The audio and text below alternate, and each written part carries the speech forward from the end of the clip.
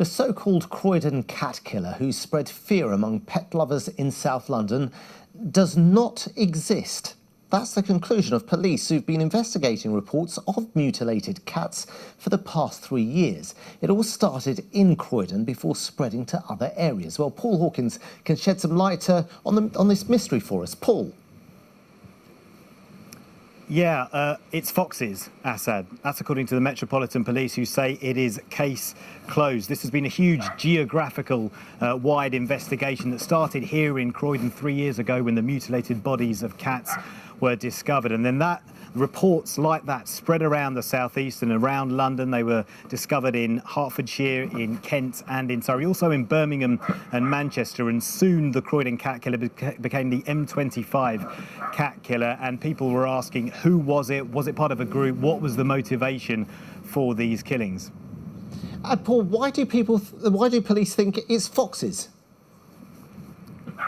Well, let's just take you through the timeline of the investigation over the last 3 years. In 2016, there was an investigation into 6 cat deaths following post-mortems on 25 bodies, which concluded that some sort of sharp implement had been used to mutilate them. Then in the summer of 2017, there were 3 CCTV cases involving foxes carrying away pet parts.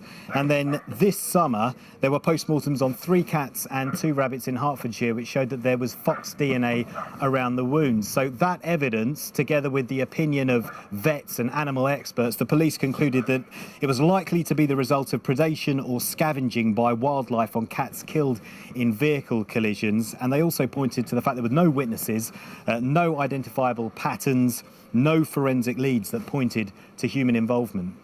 But, Paul, there was a local group, if I remember, who recorded these incidents. What did they make of this conclusion?